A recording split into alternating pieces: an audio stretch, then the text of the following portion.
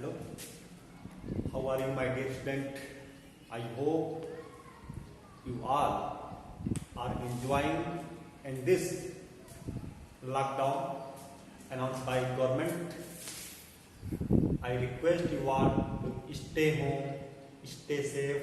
There is no need to unnecessarily coming out of the home. Student, yesterday we started topic noun, which is the part of speech, and I will proceed from the point where I had left yesterday. मेरे प्यारे student, कल हमने noun का पाठ शुरू किया था, जहां से हमने समाप्त किया आज वहीं से हम प्रोसीड करेंगे। मैं उम्मीद करता हूं कि आप लोग घर बैठे अध्ययन कार्य में लगे होंगे। तो चलिए आज हम नाउन का नेक्स्ट पार्ट शुरू करते हैं। रूल हमारा ये कहता है, जो रूल नाम हम पढ़ने जा रहे हैं उसके तहत रूल ये है कि to avoid the repetition of singular noun we use then plus that. In case of plural noun we use then plus those. देखिए, किसी भी वाक्य में नाउन की पुनरावृत्ति ना हो, खासतौर सिंगुलर नाउन की पुनरावृत्ति ना हो, सिंगुलर नाउन की पुनरावृत्ति ना हो, ये बार बार ना आए, इसके लिए हम देन प्लस डेट ऑफ का प्रयोग करते हैं। याद रखिए, किसी भी वाक्य में सिंगुलर नाउन का रिपीटिशन ना हो, उसकी पुनरावृत्ति ना हो, उसको अवॉइड करने के लिए हम देन प्लस डेटा का प्रयोग करते हैं। और वाक्य में प्लूरल नाउन के रिपीटिशन को अवॉइड करने के लिए, प्लूरल नाउन की पुनरावृत्ति बार बार न हो, इसके लिए हम देन प्लस दोज ऑफ का प्रयोग करते हैं।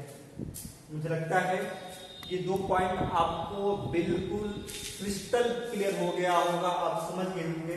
लेट आई रिपीट अगेन, मैं ये कह रहा हूं कि किसी भी वाक्य में सिंगुलर नाउन की पुनरावृत्ति न हो, बार बार न आए, इसके लिए हम देन प्लस डेटा का प्रयोग करेंगे। प्लूरल नाउन की पुनरावृत्ति न हो, इसके लिए हम देन प्लस डोजा का प्रयोग करेंगे। Let I understand this with an example. चलिए एग्जांपल के माध्यम से समझते हैं।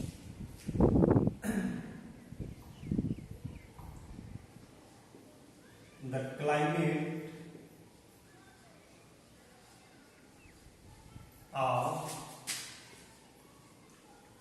Pune is better than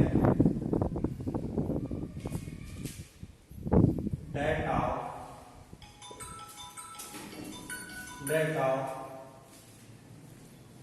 Delhi। देखिए, मैंने ये कहा था कि सिंगुलर नाउन के पुनरावृत्ति को रोकने के लिए हम देन प्लस डेटा का प्रयोग करते हैं। इस एग्जांपल को देखिए, कह रहे थे क्लाइमेट ऑफ, और सबसे आसान ट्रिक ये है कि आप से पहले वाले हिस्से को देखिए, टू नाउन सिंगुलर है कि प्लूरल है। First, to identify we will see the noun comes before of। हम सबसे पहले देखेंगे आप भी पहले जो नाउन है वो सिंगुलर है या प्लूरल है। यहाँ पर आप देख पा रहे हैं क्लाइमेट इज सिंगुलर नाउन है, और कह रहे हैं climate of Pune is better than that of Delhi, कि पुणे की क्लाइमेट दिल्ली से अच्छी है। दिल्ली के क्लाइमेट के लिए हमने यहाँ पर दैट ऑफ का प्रयोग कर दिया, यानी इस नाउन के लिए हमने दैट ऑफ का प्रयोग किया। आई होप आपके बात समझ आ गई। कुछ करना नहीं है, हम क्लाइमेट और आपके पहले वाले हिस्से को देखें, सिमिलर है कि प्लूरल है, उसी हिसाब से हम देन के बाद डेट ऑफ या फिर दो जा का प्रयोग करेंगे।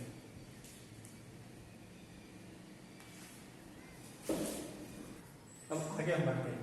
देखिए नाउन में कुछ ऐसे वर्ड हैं जिसको हम कभी कभी गलत कर जाते हैं। इसको अवॉइड करने के लिए हम एक पॉइंट आपके पीछे रख रहे हैं, एक कॉलम बनाते हैं रंग और दूसरा हमारा होगा करेक्ट। हम कभी कभी कजिन ब्रदर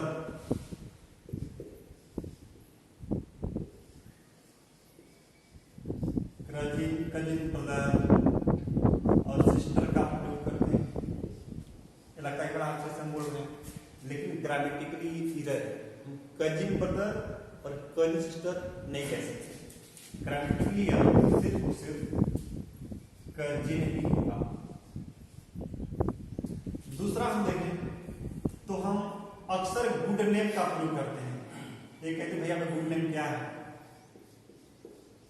एक ग्रामर के पर्सपेक्टिव से एरर माना जाता है। हम गुड नेम का प्रयोग नहीं कर सकते, जब भी करेंगे सिर्फ और सिर्फ नेम का प्रयोग करेंगे। दूसरी चीज है हम प्राउडी भी बोलते रहते हैं, भाई घमंडी आदमी है, लेकिन ग्रामेटिकली प्राउडी नहीं, ये प्राउड होता है। नेक्स्ट पॉइंट है हम पिक पॉकेटर भी बोलते हैं। पिक पॉकेटर पॉकेट मार, लेकिन ग्रामेटिकली यह पिक पॉकेट होता है।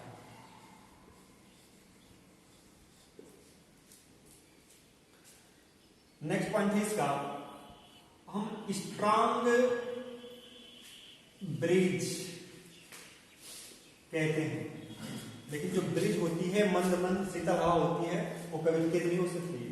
यहां पर होगा स्ट्रांग विंड। नेक्स्ट है बैड ड्रीम। ये बैड ड्रीम भी ईरर की श्रेणी में ही आता है। इसके बदले हमें नाइट मेयर का प्रयोग करना चाहिए। एक और पॉइंट है जो आपको मैं बता दूं, कभी कभी हम अकॉर्डिंग टू का प्रयोग कर लेते हैं। अकॉर्डिंग टू जो एरर होता है, अकॉर्डिंग टू का प्रयोग हम वहीं पर करते हैं जहां पर हमें कोई रिटेन प्रूफ प्राप्त होता है। तो अकॉर्डिंग टू के बदले हम इन माई ओपिनियन का प्रयोग करेंगे। मुझे लगता है कि आप ये बातें समझ आ गई होंगी। नेक्स्ट टूल हमारा है when two noun join with and. जब दो noun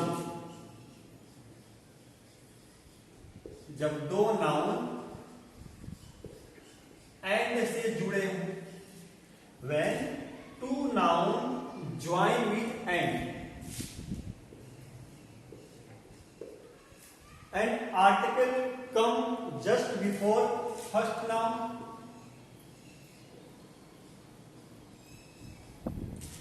in this situation both noun are considered same, therefore singular verb are used there।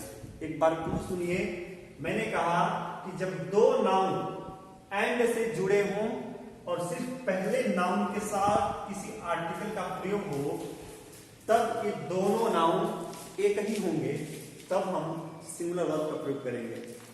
Example समझिए हम लोग, the manager and principal is coming. ध्यान दीजिए, मैंने कहा कि जब दो नाउन एंड से जुड़े हो और सिर्फ पहले नाउन के साथ आर्टिकल द आर्टिकल लगा हो, तो दोनों नाउन एक ही होंगे, सेम होंगे, इसलिए हम सिंगुलर वर्ब का प्रयोग करेंगे। यहां पर देखिए, मैनेजर भी नाउन, प्रिंसिपल भी नाउन, और ये दोनों नाउन एंड से जुड़े हैं और पहले नाउन के साथ आर्टिकल द लगा है, इसलिए यहां पर सिंगुलर वर्ब का प्रयोग होगा। क्योंकि रूल ये कहता है कि दो नाउन एंड जुड़े हो और आर्टिकल लगा हो पहले नाउन के साथ, तो दोनों एक ही होंगे, इसलिए सिंगुलर वर्ब का प्रयोग होगा। नेक्स्ट रूल हमारा है, चलिए हम देखते हैं भाई, आपको सर अगर दोनों नाउन के साथ आर्टिकल लगा हो तब क्या होगा। तो जब दो नाउन एंड जुड़े हो और दोनों नाउन के साथ आर्टिकल लगा हो, तो ऐसी स्थिति में व्यक्ति या वस्तु अलग अलग होंगे, तब हम प्लूरल वर्ब का प्रयोग करेंगे। चलिए उसी एग्जांपल को समझते हैं। The manager and the principal are coming. ध्यान दीजिए, मैनेजर हमारा नाउन है, प्रिंसिपल भी हमारा नाउन है, और दोनों नाउन के पहले आर्टिकल आ रही है और दोनों नाउन हमारे एंड जुड़े हैं, तो ऐसी स्थिति में ये अलग अलग, मैनेजर अलग होगा, प्रिंसिपल अलग होगा, तो हम प्लूरल वर्ब का ही प्रयोग करेंगे। I hope in all will be getting the point clearly. Noun में कुछ और भी ऐसे वर्ड हैं जिसको लेकर हम काफी कंफ्यूजन में रहते हैं। चलिए उनको भी हम लोग आज समझते हैं। एक वर्ड आता है मैरिज, और एक और वर्ड इसी के तहत आता है वेडिंग। यहां पर मैरिज और वेडिंग दोनों का मतलब शादी से, but often we get confused. To clarify the differences between marriage and weddings, now here I will try to remove such a kind of confusions, keeping in view the competitive exam and school exam. My dear student, marriage refer to relationship। मेरे प्यारे student, marriage का मतलब होता है शादी, marriage का मतलब होता है कोई रिश्ता। कैसा रिश्ता भाई? जब दो लोग आजीवन बंधन में बंध जाते हैं तो वहां पर मैरिज का ही प्रयोग होता है। याद रखिएगा, मैरिज का संबंध रिलेशनशिप यानी रिश्ते से होता है। वहीं हम वेडिंग को देखें तो वेडिंग जो है ये रेफर करती है किसी सेरेमनी को, किसी समारोह। Once again let I clear the point. We have two words marriage as well as weddings. The difference which both of these words have is marriage refer to any relationship while wedding to ceremony। Marriage किसी रिश्ते को इंगित करता है और wedding किसी समारोह को, किसी सेरेमनी को। इसको हम एग्जाम्पल से समझें। अगर मैं यहां पर ये कहूं माई wedding lasted for 2 years. Can you identify what mistake is being committed here? क्या आप बता सकते हैं यहाँ पर क्या गलती हुई है? मैंने आपको बताया कि मैरिज का मतलब होता है रिश्ता, जबकि वेडिंग का मतलब होता है समारोह। इस एग्जाम्पल में कह रहे हैं कि my wedding lasted for 2 years, मेरी शादी 2 साल तक ही चल पाई। तो भाई आप बताओ, यहाँ पर वेडिंग है और वेडिंग कह रहा है कोई समारोह, क्या कोई समारोह लगातार 2 साल तक चल सकता है क्या? No, this is not possible at any cast.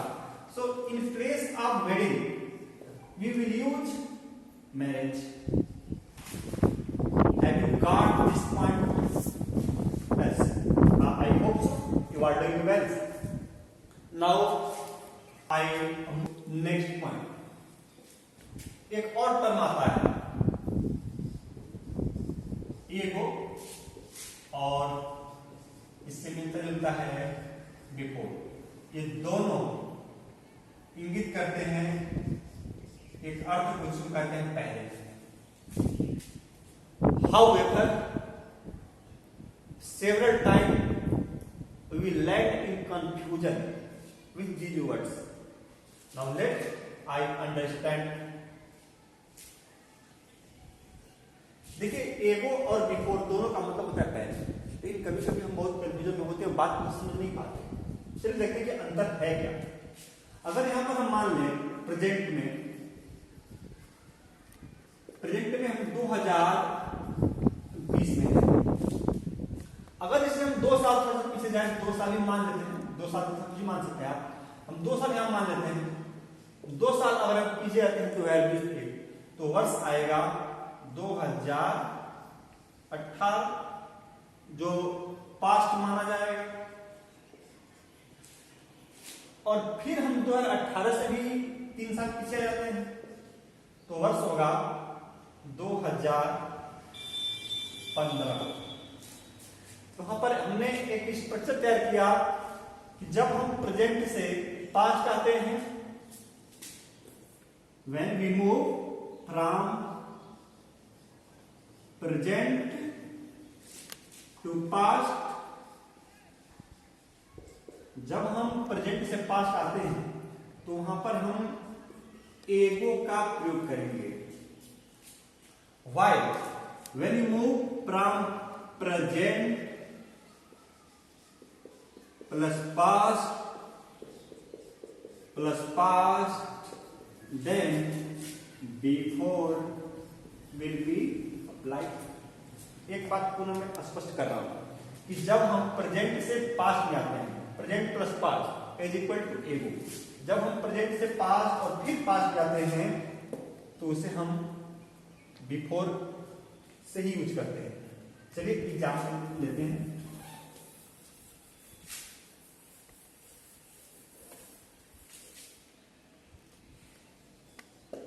I met Sonu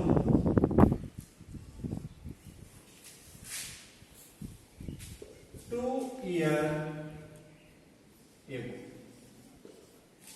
देखिए, मैं कह रहा हूं I met Sonu 2 years ago, मैं सोनू से 2 साल पहले मिला। जब मैं बात कह रहा हूं, when I am saying this, we are in present. और मिला कब भाई? 2 साल पहले। तो present plus past equal to ago, बिल्कुल सही है। दूसरा हम देखें, आई met Raju in 2011। मेरी राजू से मुलाकात होती है 2011 में। And he worked for my company। He worked for my company 3 years before। I met Raju in 2011। मेरी राजू से मुलाकात 2011 में होती है। जब मैं बोल रहा हूं तो भैया प्रेजेंट मिला कब था उसे 2011 में पास होगा, और उसके बाद भी बोल रहा है and work for my company 3 years before, और 2011 से 3 साल पहले वो काम कर रहा था, ये भी तुम्हारा पास्ट ही जाएगा। तो देखिए जब प्रेजेंट प्लस पास्ट आता है तो वहां पर हम बिफोर का ही प्रयोग करते हैं। I have full confidence that you all might have understand the point clearly.